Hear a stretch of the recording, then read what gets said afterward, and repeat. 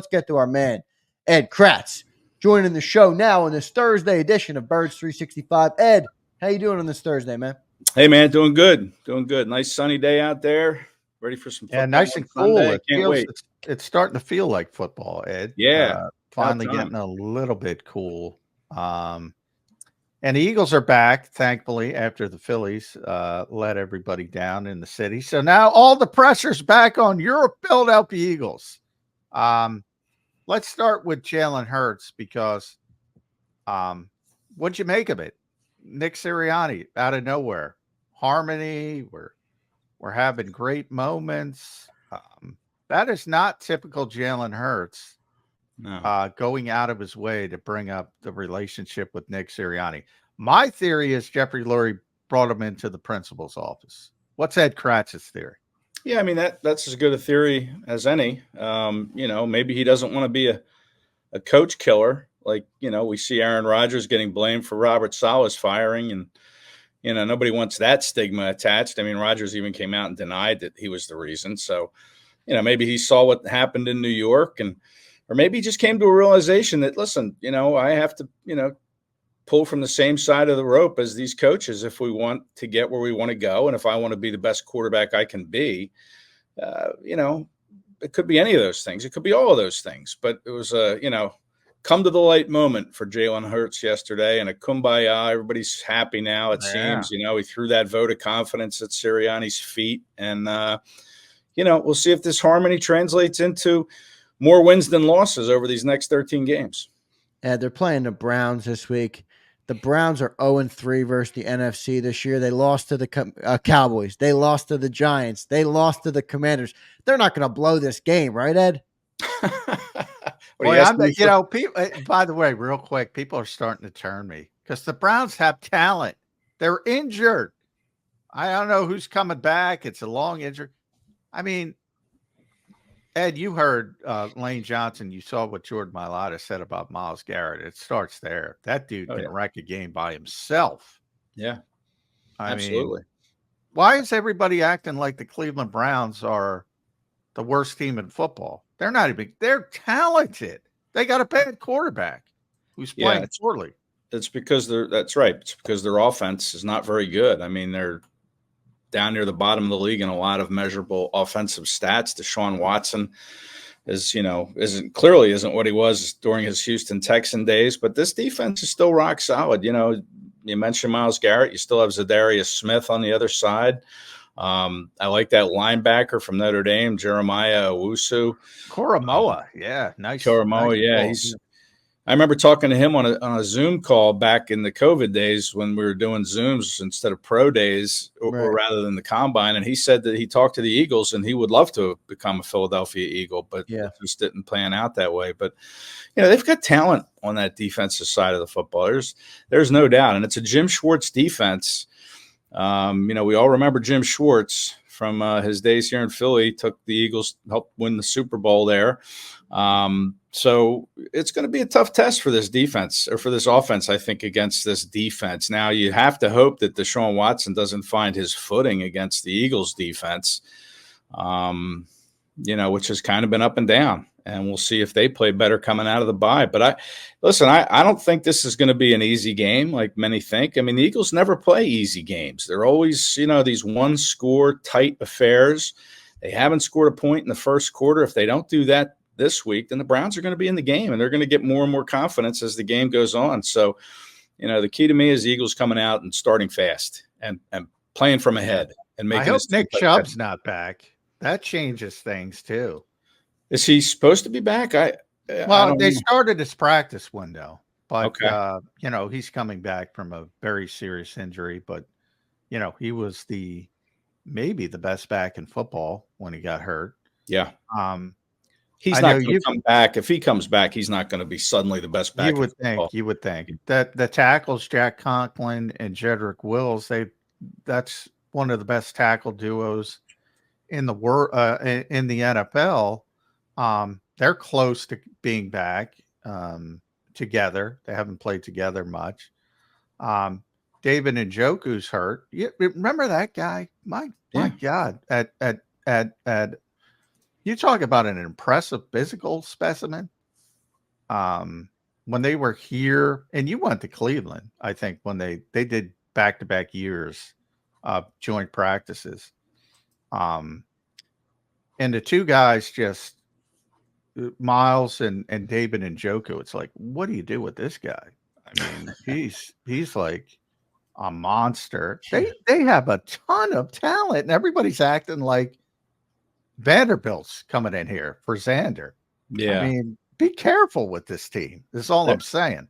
Right. There's no Vanderbilts on the Eagles schedule, especially the way they tend to, keep things close. And Vanderbilt got the win last week. Yeah, well, that's why I'm taking a dig at Zander, but yeah. I mean, this might be a Vandy situation if people think they're going to roll over. I mean, yeah, they're a wounded team. I mean, they gave up 7 sacks to the Giants, and the Giants are, they've got 22 sacks, the Giants, and they play the Giants after the Browns. So, this offensive line, if they don't get those 2 tackles back that you mentioned, it's going to be a handful, I think. And maybe Bryce Huff will finally find his way to making a sack. Yeah, well, Ed, we had you on, I don't know if it was week 2, and I gave you the over-under at a half a sack. Will he get on the board? John overwhelmingly took the over. He's been on the under ever since that day. So hopefully, I think Deshaun Watson, by the way, has taken 25 sacks in 5 games so far this year. He's not playing well. Hurts had 6 sacks against Tampa. I mean, he's on pace. The most he's ever sacked in a season was 38 2 years ago in the Super Bowl year, 36 last year, but he's on pace for over 50 sacks. Well, Lane's back this week. Yeah, that will help. But, again, it comes down to him. It's not just Lane. He's got to get rid of the football quicker. He's got to make quicker decisions like we saw all summer long. That's kind of evaporated here in the first 4 games. He's not doing that. But maybe this, kumbaya moment that him and Nick had during the bye week will help him see the light a little bit more, and he'll start doing some of the things that we saw in the summer. You are buying the kumbaya juice, aren't you? Buying the bye week. Buying the bye week. The most effective bye week Jalen has ever had. Yeah. And Mike Sealski, our buddy Mike Sealski, asked what was so effective about it. I don't want to get into that. Yeah. I mean, just from it all felt like Hurts came out with a script that he was going to praise Nick Sirianni. I asked the first question yesterday. I said, what was the bye week like? Very innocuous question. How'd you spend your bye? And then he said a few things. And then he said, and me and Nick, we had, I can't remember what he said, but me and Nick had some good moments. He said, really having great moments with Nick. Great moments.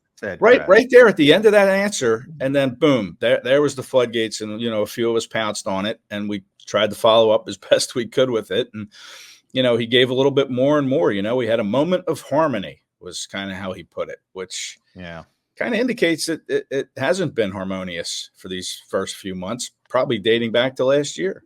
You would think. Maybe they did get it on the same page. We'll see how it plays out. Ed, do you think Jalen's going to – look, he's got A.J. Brown coming back, Devontae Smith. He's going to get better. But I think the one big concern is on the turnovers. Will he turn that around? And how concerned are you, with the quarterback kind of regressing ever since he got that contract, with the turnovers? I think he's up to 27 in 22 games dating back to the start of last year. That's a lot of turnovers. How concerned are you about him in that regard? Yeah, and I think the Eagles are 3-8 in their last 11. I mean, it's it's not good.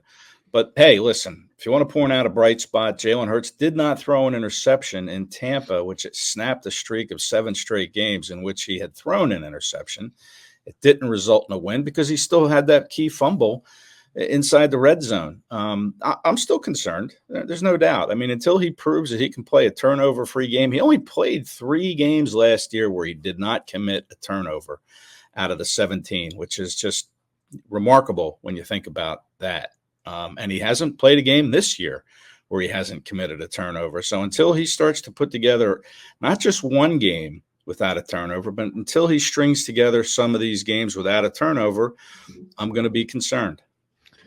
Yeah, that's fair. And a bunch of them have been bad decisions. So I do think, Nick over the years has tried to, fall on the shield for Jalen when it comes to the turnovers. Some of them, you can explain away, like the early snap by Cam Jurgens. Yeah, sure. And then the other ones, like throwing across your body in the end zone, that's come on. You're a 50-year player now. Why are you doing that? So I think you do have to look at them individually, and there's been too many bad decisions. But I do stand with this offense and say it's going to be good. It's just a matter of how good, as long as everybody stays healthy. And defensively, I can't say that. Defensively, I'm like, what do you do? I mean, I think they're going to start Cooper DeJean this week. And maybe it's a little bit of an improvement. You'll certainly get a little bit more athletic, maybe a little bit more juice on the field. What else can you do? Wait for Sidney Brown. Yeah, I think You're Sidney will Big be out. Fangio. You're up in the NovaCare balcony. What are you doing, Ed Kracz? Well, listen, I think Sidney will be back on the field this week. I think they'll have some packages of plays for him on defense. Fick was asked if maybe he would play him in the slot because he did see some time there last year as a rookie. And he said maybe not at first. We want to kind of keep him rooted in one position and keep in mind that, this kid hasn't played any football since early January. So it's going to be kind of a growth process to get him back. But I think there'll be a package of plays. I think Vic will find a way to get him on the field in some form. CJ Gardner-Johnson hasn't exactly been, a tackling machine. No. Sidney, I think, is good at tackling. Sometimes he plays a little too fast and he gets out of position. At least that's what happened, his rookie year. So, you're going to have to take things slowly with him. But I would still find a way, if I'm Vic Fangio, to get Sidney Brown on the field to kind of get his feet wet again in the game. And I would probably start Cooper DeJean too. I mean, listen, Nick praised Avonte Maddox, been here a long time. He said he's played well. But you traded 2 premium picks with a division rival, the Washington Commanders. I think it was the 50 and 53rd overall to Washington to move up to 40 to get Cooper DeJean. I mean, they love this kid. Howie talked about, it's rare in a draft when you can come away with 2 players that you had first round grades on, in Quinyon Mitchell, obviously, who's doing fantastic, and Cooper DeJean. So, yeah, I think it's time to get him on the field coming out of the bye. Everybody talked about, he missed 3 weeks in the summer. Okay, well, he's been back for a month and a half now. Let's go. Let's get the clock started on Cooper DeJean. Let's get some experience for him. So, yeah, I'd love to see him start in a slot. And if he's overmatched or he's out of position, whatever, you always have Avonte Maddox to put back in there. But I think it's time to get him on the field. And if I'm Vic Fangio, that's what I'm doing. Yeah, and Avonte Maddox hasn't been good. Normally I've always said Avonte's problem is not talent, it's more injury, right? He's always injured, but this year it looks like it's a talent thing too. He's getting beat a lot, so I'm looking for Cooper DeJean as well. And I think it's easy to think that the offense is going to rebound now, right? You have A.J. Brown, Devontae Smith, Lane Johnson coming back. What about the defense? I mean, when I look at this defense right now through the first 4 games, I don't see a Super Bowl caliber defense. Even if Jalen Hurts was playing elite, even if Jalen Hurts wasn't turning the football over, I got big concerns on the defense. How will they turn it around? There's no influx of a player that was injured. None of that is happening on the defensive side. Will they be able to turn it around and be a competent defense going into the second half of the year here? Yeah, well, I always thought going into the season, I thought, okay, the offense is going to have to carry this team. And then you have your injuries, and it hasn't really been the case. They won a game in New Orleans scoring 15 points. So your defense can play when it comes to play. But it could just be a growth thing. And I kind of thought that coming into the season is that, this is a young defense, new coordinator, old school guy, that it's going to take some time for this defense to grow. And, I kind of figured that it would be a struggle here in the first month and a half of the season. And by the time you get later in the year, you hope that it's all on the same page. We saw it with Miami when Fangio was with the Dolphins last year. It was a defense that got better as the season went on. And I expect that to be the case this year. I mean, other than Brandon Graham and Darius Slay, It's a very young defense. Guys are playing together for the first time. The Kobe Dean's healthy, although that's something to keep an eye on, by the way, as he had the ankle injury yesterday that probably happened during practice and listed him as limited. So that's something to watch this week. But overall, I think this defense needs to grow a little bit more. And I thought that was the case coming in, as this defense isn't going to be a Super Bowl defense in September or October. It's what it's going to look like in November and December that will determine whether or not this team can make that push to the Super Bowl. Would you never want to see somebody get hurt, but if Jakobi is forced to miss a game because of the ankle injury and they got to throw Jeremiah Trotter Jr. into the deep end of the pool, does that excite Ed Kracz at any level? Yeah, it does. I mean, listen, I'm a big rookies guy, man. I always like to see what the rookies can do. And the sooner you see it, the better off you feel, because they're either good or they're not. And then you know what you need. So I'm excited. I'd be very excited to see Jeremiah Trotter in there in a starting role if it comes to it. Obviously there'll be some growing pains again, like the whole defense. I want to see Jalen Hunt. I want to see I want to see Cooper DeJean. You're a big Jalen Hunt guy. Yeah, I mean, and I would love to see Jeremiah Trotter. Now, listen, he was a 5th round pick. I mean, you have to temper your expectations a little bit with what he'll be able to do, at least coming out of the gate. He's not going to be his father, I wouldn't think, coming out of the gate.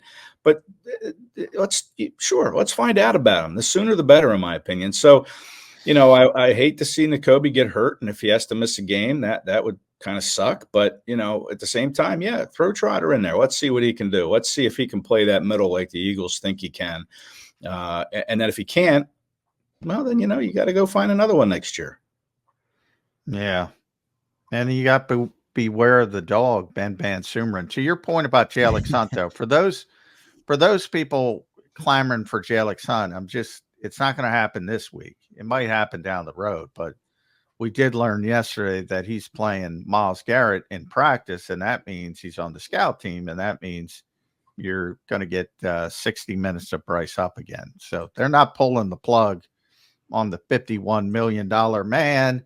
And boy, those expectations are daunting. And who do you blame here? Bryce Huff, Vic Fangio. Vic seems to want to turn him into a 3-down player.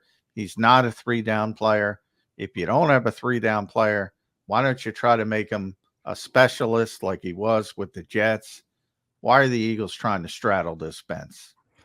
Well, I think because they're paying him $51 million for the next 3 years, that they want to try to get the most out of him that they can in terms of being on the field all the time, making him play 70 snaps a game or 60 snaps, whatever it is. But right now what's he averaging, like 22 snaps a game, if that? I would just let him be what he was, and still try to coach him up on elements of being a 3-down player. But when you put him in the game, just tell him, just get upfield, just do the jet rush, get upfield, affect the quarterback like you used to do in New York. And in practice, we'll work on the other 3-down stuff until you feel more comfortable doing it. Because like I think I said on this show before, I think he's just thinking a little too much out there. He's not playing on instinct. He kind of stops at the line of scrimmage to see, which way the ball's going before he starts to try to rush. And by then it's way too late. He doesn't have the strength to start pushing a guy from a dead stop. So, to me, that's just like, get off the ball, just get upfield, affect the quarterback, use your speed, use your quickness. And that's all we want from you in the game. Yeah. And then in practice off to the side, we'll work on the other stuff until you feel more comfortable. Yeah. With Jim coming in, Jim Schwartz too. I mean, a lot of jet rush talk. It's like, come on. I think Jordan Mailata is great, by the way. Yeah. I asked him about Jim Schwartz's defense. Put a rag down, run to the rag, jet rush games, and Myles Garrett. Bang. He described Jim Schwartz. Yeah. And that's what he did here. I mean, he was a good coordinator. And same with Jonathan Gannon. I mean, this team had 70 sacks, in the Super Bowl year. I mean, we may go our lifetimes. Oh yeah, where we see 70 sacks again. You got some years left. I certainly will not see 70 sacks again, which I tried to explain to people. Even if Jonathan Gannon came back and they signed everybody back, that Super Bowl season was historic for a reason. It doesn't happen all the time. And I think it's happened 4 times in the history of football. Yeah, it ain't happening again. But so, yeah, what do you think the over under is for Bryce Huff sacks on the season? Not just in this game. I mean, listen, he had 10 last year. You were hoping to get 10, but that's not going to happen. No, we had him a little higher coming into the year at here on Birds. We had him 12, 13, 14, somewhere in that range. I don't see. Yeah, I thought he was going to have a big year. I got that one. I'll freely admit I got that one wrong, certainly to this point. But I think part of the reason why it's wrong is that they're trying to, what Ed said, he's thinking too much. Just put the rag down, run to the freaking rag. That's what he does. Love that. Yeah, you're right. I mean, to me, that's how you're going to get your bang for your buck now at this point in the season, a month in. Let's go. Let's just play to his strengths and forget about all the other stuff. Forget what we said all summer long, Bryce. Just go out there and get upfield and affect the passer. And maybe, would you be happy with, I don't know, 4 sacks for the season, 5 sacks for the season? Does that even seem over under at 7.5? Guys, we got 13 ball games left. There's 13 games. That, to me, look, if they start doing what they should do this week, and I'm not saying they will, but they should, because they had the bye week. They had time to think about this. They should pull the trigger on just trying to make him a pass rusher again, situationally.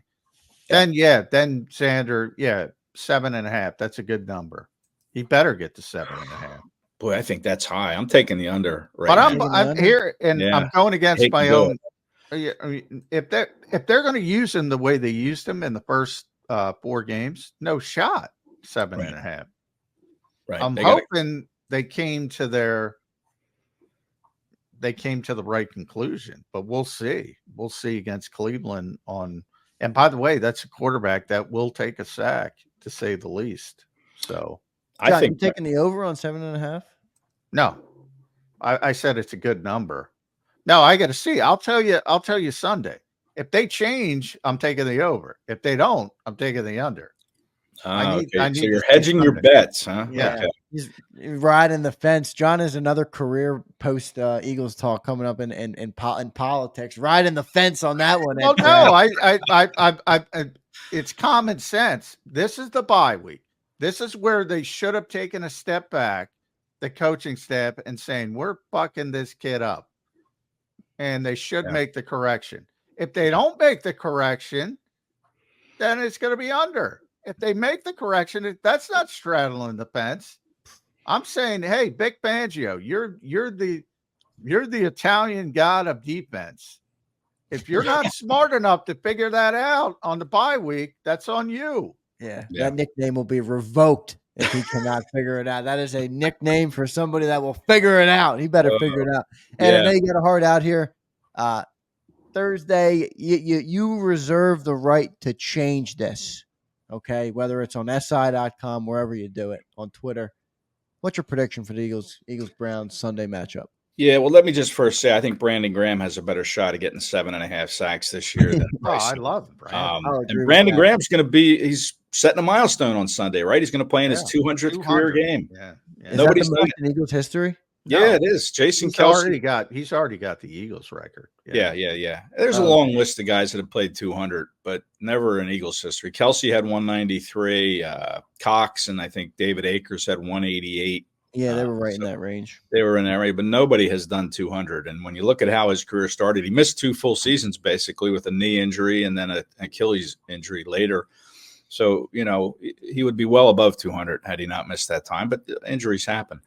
But listen, as far as the game score goes, I think the Eagles have to win this game. If they lose this game, my goodness, it's going to be Flyer season real early, if they lose this game. So I'm going to go with a win. I think the Eagles find a way to win. I like the way Jalen talked yesterday. He seems like he is kind of refocused on, playing the best he can and buying into what Nick Sirianni is selling now. I like that. I liked what I heard from him yesterday in a rare, candid moment for the quarterback. So I'm hyped up on that. I think getting AJ back, Devontae back, and Lane back is huge and they'll find a way to get past this Browns team. And I'll even predict that they score a point for the first time this year in the first quarter. If I'm the Eagles, I'm taking the ball. If I win the toss, I'm not deferring. I'm going to put my offense out there. Jody, you made Jody happy somewhere. That ain't Hopefully happening. Jody's listening. That's what I would do. I would say, let's get up 7-0. Let's go. Let's play from the lead. Let's start the momentum early. And no touchdowns for the Eagles in the first quarter this year, right? None. No field goals. They got zero. Nothing. No points. Nothing burger. For only team in the league that hasn't scored a point in the first quarter, which is embarrassing. I think that is fixed this week, and I think the Eagles will go on to win. I'm gonna say it's gonna be like a 6-point game because they're all one possession games that the Eagles play these days. So I don't know what that score is gonna look like, but I'm gonna give the Eagles a 6-point victory here on Thursday morning. 10-point loss to the Cleveland Browns. Nick Sirianni have his job after that. Oh, wow. I know you got to go. I should have propped that earlier, but I think so. Listen, Jeffrey Lurie doesn't make in-season coaching. Yeah, he's not that guy. I don't know. But man, money, everything. You think Jeffrey Lurie's going to watch this thing unfold and make the move, what, in week 10, 12, 14? No, he's making a move after the season. He's All not. Right, so he's gonna listen, if they come out and look like they did in Tampa, I mean, what they looked like in Tampa was what they looked like last year when they were swirling down the drain. Yes. 6 losses and 7. If they look I'll tell you what, Ed, it would be even worse because you have AJ, Devontae, and Lane. Yeah, and you're coming out of a bye week where you've had a chance to, self-scout. I mean, if it looks like it did in Tampa at home against a 1-4 football team, I don't know. Maybe Jeffrey Lurie breaks from his norm and his philosophy and makes the move. Maybe brings Belichick in. I mean, maybe. Who else are you going to elevate? Kellen Moore, Mr. Can't get a point in the first quarter. You're going to make him the head coach. What are your options? Belichick. But listen, that again, we're getting way ahead of ourselves. But if they look like that, man, start the clock. On that hot seat. No doubt. Ed, thanks for joining the show today, man. We appreciate it. Thanks, bud. All right. Thanks, guys. Make sure you guys follow Ed on Twitter at Kracz. He does great work. Love listening to Ed Kracz. Yeah, if they do lose, like they lost in Tampa, it would be far worse because you have the 3 stars back. But I still don't think he's firing the guy. I mean, it's just not. It's not his nature. John, you've been tempering everybody on Nick. The fact that you're even asking that question, I think, shows that the owner must be thinking something. Well, I asked him the question because of Robert Saleh yesterday. I thought your question to Nick was phenomenal. I'm like, thank you. Finally, somebody addresses the damn elephant in the room in terms of Nick. I thought that was a great question by you. Yeah, well, it's, because not only do they were the same class of coaches. So, you have that commonality. They got to know each other in 2021 with the joint practices. So you had that commonality as well. And, I just asked them about it. If coaches know they're hired to be fired. The old Bum Phillips quote, which was a great quote way back for old timers. Coaches are hired to be fired. Everybody knows it. You go through it as an assistant before you're a head coach. And he gave a long answer, and he gave it what I was expecting. The control what you can control. And he even used the term bullshitting, which I appreciate because basically. He told me, I know you can probably say, oh, that's coach talk, but I'm not bullshitting you. That's how I live. That's how I've operated. And you are what your habits are. And he's telling the truth there. There's nothing you can do. That's where I think fans don't get the part of it. Like, your job is to make the Philadelphia Eagles better. So you got to focus on that. That's all you got to focus on. So that part, he's doing it the way you should do it. But he knows. We talked to this about him preseason before the season even started. Back in the OTAs after the OTAs and minicamp, actually. And he knows he's got to win. He knows the clock has started.